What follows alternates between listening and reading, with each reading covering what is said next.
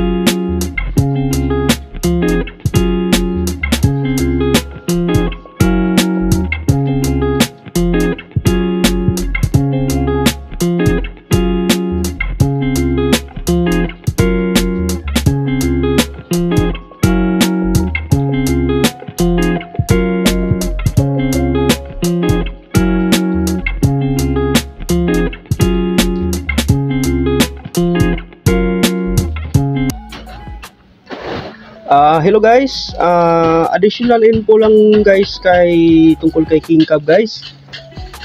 Naisip-isip ko kasi guys kung paano kung pagdating ng panahon magkaroon ng troubleshoot si King Cab guys, kagaya ng overhaul. Kasi hindi naman natin talaga maiwasan yan guys na darating ang time niyan, kasi lahat naman ng machine mangyayari talaga yan pagdating ng panahon. Kaya yan, naisip ko, paano kaya kulong na kulong yung makina niya doon sa loob? Ano kayang gagawin yan pag halimbawa kung mag-overhaul niyan? Tingnan nyo guys, nandun sa loob. I-share ko sa inyo guys kung in case na mangyari pala yan guys. Ito nakakaganda kay King Cab guys kasi bolted siya guys. Ayan guys, oh, bolted siya. Ito, nakita nyo? Mayroon siyang bolt. Nilagyan na nga ng bolt para pwedeng kalasin lang. Pati doon sa kabila. Yan guys, oh. Ayan. Naka-bolt lang yan guys. Yan. Pwede yan kalasin. Yung gitnang mga ano niya guys. Pwede yan tanggalin. Ayan, oh. Naka-bolt lang. Ayan. Itong mga ano niya. Yan. Sa gitna na yan. Nakita niya guys. Yan. Pwede yan tanggalin. Kasi mayroon yung mga bolt. Naka-bolt lang yan. Lagyan lang nila ng bolt. Yan. Kalas lahat yan. Pwede mong ito kalasin lahat yan. Para yung mangyayari niyan, yung makina na lang ang matitira niyan. Yung itong mga yung makina na yan na lang yung yung makikita dyan. Ito lahat, ito upuan, tanggal yan. Pwede tanggalin yan dahil naka-bolt lang yan guys. Ayan o. Ayan, naka-bolt lang yan dito. Yan o, nakikita nyo yung mga bolt na yan. Ayan, bolt ito, turo ko yan, bolt yan. Pwede yan kalasin. Yan, tanggal yan lahat pag yan, yung bolt yun, yung bolt din yan o. Yan, tanggal lahat yan. Kaya pag mag-overhaul, pagdating ng panahon, mag-overhaul tayo, hindi tayo mahihirapan yan guys, kasi matatanggal yan itong sa gitna, lahat matatanggal to. Ito lang matira yung makina, yung system lang niya, mayon matitira. Kaya kung mag-overhaul to, tatanggalin ito, madali na lang, pati itong head. Hindi mahihirapan yung mekaniko magtanggal yan guys, mag-overhaul. Yan, nakaganda kay King Cab guys, kasi sinet up na ng kumpanya yung future ba, kung in case na magkaroon na ng kasi mangyayari naman talaga yon. Kahit anong alaga pa natin dyan sa makina na yan, pag lipas na talaga ng panahon, mangyayari talaga yan.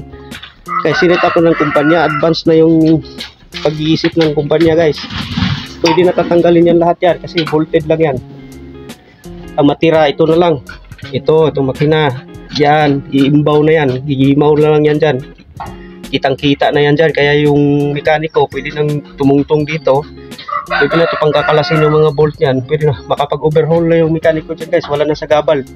Kaya nakaganda kay King Cab, kaya pinahabol ko na info yan guys. Kayo rin, nakaisip rin kayo na baka pag dating ng panahon, pag mag-overhaul, paano yan, nakakulong. Yan pala guys, sinet up na ng kumpanya guys, maayos, planado na guys. Tingnan natin sa kabila guys. Ayan ganun din, naka-bolt, bolted yan. Ito, matatanggal yan lahat yan. Yan, naka-bolt lang yan lahat. Di kalas-kalas lang yan. Yan ang nakaganda sa kanya guys. Ayan, puro bolt. Pero maganda naman yung bolt niya guys, kasi may yung bolt na mayroong grano, yung may lock. Kahit na vibrate, magbabibrate siya, hindi siya basta-basta matatanggal. Ewan ko kung anong pangalan ng bolt na yan. Meron siyang grano Kaya, at saka na siya, yung may self-lock na yung mga bolt na ginamit nila. Kaya set up talaga ng kumpanya kasi vibrate kasi itong sasakyan Kaya yan ang mga ginamit nilang bolt. Okay, yan lang guys. Yung dagdag na info ko lang sa inyo guys. Ayan guys, yan ang ginamit nilang nut. Yung nut na ginamit doon sa bolt nila guys. Yung may self-lock. Ayan, nakita nyo guys. Ayan may self-lock. Yung goma na yan Yung goma na yan. Yan nasa dulo ng nut nya. Yan. Meron yung naglalak yan. Humihigpit yung dulo niyan pag ito papasok dito sa sa nut. Pasok yan dyan, hihigpit yan pag bakarating na yan dito sa may parang goma, dito yan hihigpit na yung bolt nyan. Yan meron siyang self-lock, kaya yan ang nakaganda sa kanya guys. Kaya pa kahit na mag-vibrate yung sasakyan, hindi siya basta-basta luluwag kasi nagsi-self-lock yun dulo. Kaya magandang nut yung ginamit nila. Ayan guys. Saka dagdag ko na rin guys, ito pala si King Cab guys. Ito guys, uupo ako dito guys ang luwag. Ayan, kita nyo guys, halos sandangkal ayan ang luwag. Tsaka mahaba yung kung malaking tao ka guys, magmaneho nito, komportable ka guys. Tingnan nyo guys, halos hindi nga ako magano kung matangkad. Bagay na bagay ito sa mga matatangkad, yung malalaking tao, kasi maluwang. Kaya nakita nyo guys, ayan. Okay. At saka yung pala nito guys, yung sahig niya guys, tingnan yung sahig niya guys. So, makapal. Yung ginagamit sa jeep. yung hindi siya lata, plain sheet ito yata plain sheet bakapan yung ginagamit sa jeep, hindi siya lata, hindi siya kagaya nung ibang mga yung pagkakalawangin mabubutas na mabilis mabubutas kasi lata lang yung ginamit, manipis. Ito yung ginagamit sa jeep. Ayan may grano Yan yung may grano. Yan, madalas nakikita natin sa mga jeep. Yan ang ginamit silang sahi guys. Kapal. Okay. At saka, ito pala guys. Ito pala yung niya guys. Hindi to bolted yung guys lahat. Baka isipin nyo, baka bolted. Sinasabi kong bolted. Baka mamaya pag tumakbo yan, magkakalasan. Hindi guys. Yung bolted nito, yung cover lang. Ayan, cover na. Pero yung chassis niya, welded yan. Ayan, naka-weld. Yung chassis niya, naka-weld yan. Hindi yan bolted. Yung siding lang, yung mga cover niya. Kaya para, purpose yan. Para, pag mag-overhaul, pagdating ng panahon mag-overhaul, hindi mahihirapan yung mekaniko. Kasi, para hindi hindi maharangan yung ng mekaniko.